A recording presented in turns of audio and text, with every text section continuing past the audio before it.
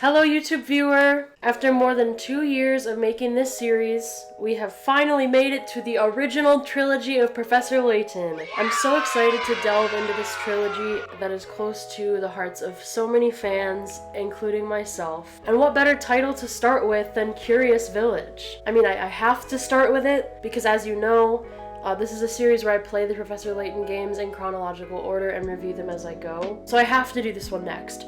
But it's a great place for this trilogy to start. And that's all I'm saying. That's all I'm saying. I am in dress for this occasion. I kind of have the orange shirt that Professor Layton has. And I have this hat that, fun fact, is from my first cosplay where I dressed up as Herschel Layton. And I'm gonna keep it 100 with you guys right from the top. I am in a room with no air conditioning in it, and I have to turn the box fan off, otherwise there's gonna be background noise in all of the audio. So I'm probably gonna get progressively quite sweaty during this trilogy filming, but just ignore it, don't comment on it, and I won't comment on it. And that's why I'm not wearing a suit coat like Professor Layton wears, because I would die. Yeah, and it's 80 degrees outside. I don't know if I mentioned that. It's 80 degrees outside. So, yeah. Let's get started. I won't make you guys wait a minute longer. Let's start the review. Professor Layton and the Curious Village is a Nintendo DS title released in 2007 in Japan, then released a year later in the US. In 2018, an HD remaster was also released on mobile for $9.99. There's also a Professor Layton bundle with the entire original trilogy for $29.99. You hear that? You can play this game on your phone. In HD. In HD resolution, by the way. You could play the entire trilogy, even. You could pick up this game today. Are you listening? Hey, you could open the Curious Village app in 5 minutes. I digress. According to Wikipedia, and this technically had no citation, so take it with a grain of salt, the creation and development of Curious Village was supervised by an actual professor. Akira Tago was a professor at Chiba University in Japan and a psychologist who enjoyed puzzle books. He is credited as Puzzle Master in the game's credits, which he's aura farming, okay. Professor Layton and the Curious Village takes place chronologically after Azran Legacy, but since it was the first release order game, it is a very charming and understated game compared to some of the others. The game begins with Professor Layton and Luke on their way to a town called Saint Mystere, where widowed Lady Dahlia has invited them to solve the mystery of the Golden Apple. Allegedly, whoever solves the mystery will inherit a large fortune from the late Baron Reinhold. However, when Luke and Layton arrive in this village, they realize it's more curious than they were expecting. Let's kick off some plot and writing. I'm not gonna beat around the bush here.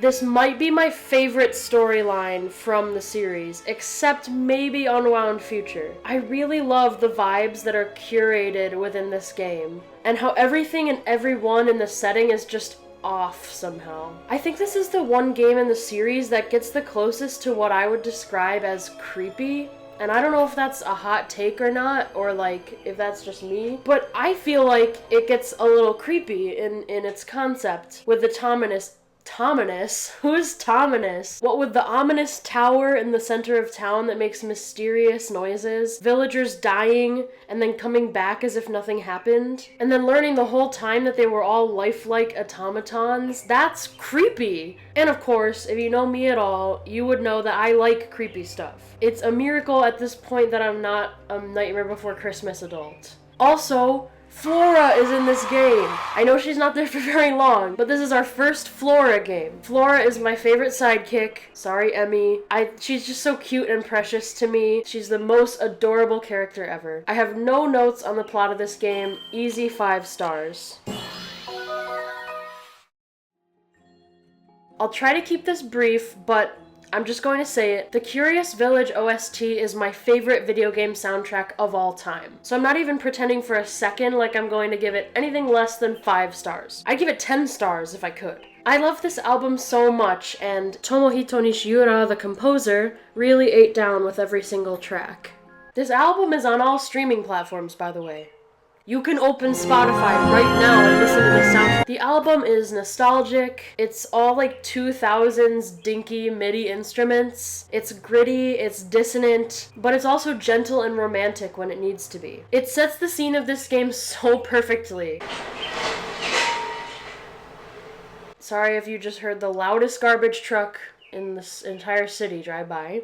Also, a cool feature of the album is that a handful of the tracks have a live recording version. And let me just say, the live recording versions are amazing. Tomohito Nishiura is already amazing at using these 2000s era DS sound fonts to create lively music that's just bursting with character. However, when it's actually played by live musicians, that verve and vivid color comes out even more. Most of them, if not all of them, include extended sections with solos from certain instruments like flute, accordion, and violin. My favorite track from the album, and maybe ever, just in general ever, is the live version of The Veil of Night. Please, if you finish the video and you Google anything related to this game, let it be that you listen to this track in its entirety. Oh my goodness. The accordion solo near the end of the song, wow. Wow.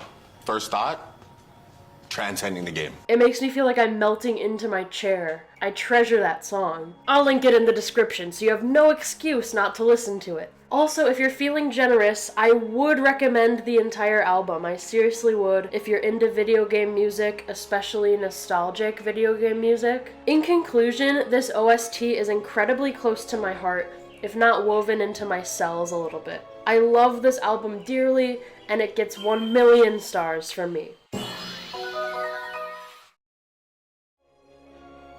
Moving on to puzzles. There were many things that gave me a sense of whiplash when I put down Azran Legacy and right after picked up Curious Village. Everything has been simplified in comparison. Many traits and features of the game I associate with later games in the series are gone, leaving a pretty bare bones playing experience. And that sounds harsh. I don't mean that in a negative light. It was very shocking to play that transition between the two games. It's like Professor Layton technology had progressed so far by the time we got to Azran Legacy that by the time I got back to Curious Village, it's still a great game, a very charming game. It was just a little jarring. One of the biggest differences between the games right off the bat was the puzzles. In general, all of the puzzles in Curious Village were more difficult. I think the main thing that was killing me in this game was that there's no memo function in the puzzles. I need that stuff, man. I can't figure out puzzles without scribbling notes using my DS stylus that's conveniently located within my Nintendo DS system. I'm a very visual person, so the memo feature being gone was killer. And some of you may be saying, Emma, why didn't you just use a real physical notepad while you were playing? And to that I say, bah! I don't need supplemental materials to play a DS game, okay? And also in the later games, they have pen colors and sizes so you can color code your notes, and they have a clear button so you can start your notes over from scratch if it's not working out. And it's just a nice feature, okay? It's convenient. It's just really nice. There was also an insane difference in the density of puzzles in this game, to the extent that it was starting to annoy me. Like, you could barely walk into a new room without automatically having a puzzle forced onto you. You couldn't, like, click on a piece of furniture without a puzzle being attached to it. I understand that everything reminds Layton of a puzzle, but why do I have to be the one to suffer for it? Me complaining that I have to play puzzles in the puzzle game. The point-and-click puzzle game. I like the story, too. I want the story to progress, okay? The mini-games were another kind of rudimentary element to the game in comparison to others. All three mini-games were basically the same game, a fetch quest, with different things to find and then assemble. The only unique game really was In, because there was some strategy with where you placed the objects in your inn. The thing that bugged me was that it was difficult to complete the minigames by the end of the progression of the game. Typically in Professor Layton minigames, all of the puzzles required to unlock all of the minigames are given to you through the course of your playthrough. So by the end of the game, it's typical for you to have completed all 3 minigames, which is satisfying. But in Curious Village, 2 of my minigames were still missing a lot of pieces at the end of the game. And to defend myself, in this playthrough for this series, I've been approaching it as nearly a 100%, but not quite, like more of a 95%. I entered every room, talked to every character I could, tried to get most of the dialogue that was natural. I clicked on every item that I could in every scene for the chance of unlocking a puzzle or getting as many hint coins as I could. I was relatively thorough, but it definitely wasn't as nitpicky as a 100% would be. But I went back for every Granny Riddleton room or every Keats room or the like when there were puzzles I missed, and I made sure I did them when I missed them. So I was relatively thorough in my playthrough, and I believe this was the only game where the minigames were not completed by the end of the game when I did that style of playing. And this makes me think that the solutions to the minigames are included in the sort of New Game Plus puzzles that are unlocked after you beat the game, but I haven't done research on that, so don't quote me on it. I'm just kind of assuming. I just find it odd, especially with the aforementioned density and sheer amount of puzzles in this game, as well as the fact that my motivation to go back and to play more just to finish the minigames would have been low, because the solution to all of them was just like a completed image of something. I'm giving the minigames 3 stars for the following reasons. I really liked the clicky sounds in the Gizmo minigame.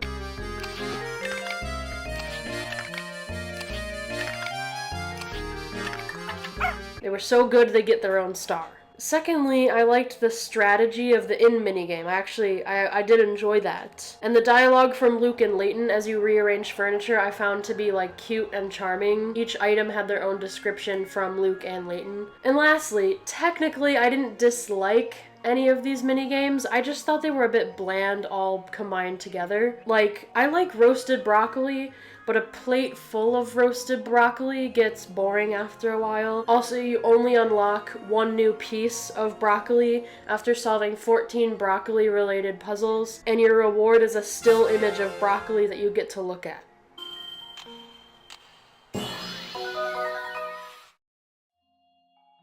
I think Curious Village is super nostalgic. It's cozy, it's enjoyable, and it's rough around the edges in a really endearing way. It's the game that made so many people fall in love with the Professor Layton franchise. They really hit the nail on the head in so many ways right off the bat in this game. I'm going to take off 1 star for the more rudimentary features. The parts that were yet to be developed for the game were frustrating at times, which is my only real complaint. Otherwise, the story and characters are amazing, and it's an amazing playing experience, especially if you've never played a Professor Layton game before. I would really recommend this one. It's a great place to start if you've never played Professor Layton. If you enjoy puzzles especially, and you're willing to do a lot of them, it is worth it to get to meet our protagonists for this first time and follow their earliest and most iconic adventure. That's basically all I have for Curious Village. I really enjoyed the second playthrough of it. Well, not second, I'm sure I played it more than twice. I really enjoyed this playthrough of it. It surprised me more than I thought I would. I had kind of forgotten some of it, and I'd forgotten how different it was to a lot of the other games. So it was very fun to experience again. I hope you enjoyed the video. I know a lot of people are Curious Village fans. I think most people, if they have not played the full series like I have, they have played Professor Layton, it's likely that they have played Curious Village, so it's very important to a lot of people. So yeah, I hope you enjoyed the video. I will be back in the next one reviewing Diabolical Box. I have some more thoughts on Diabolical Box, I think, in general. So I'm excited for that video to come out. We're nearing the end here, so thanks for watching. Thanks for sticking with it. Have a great day. Bye-bye.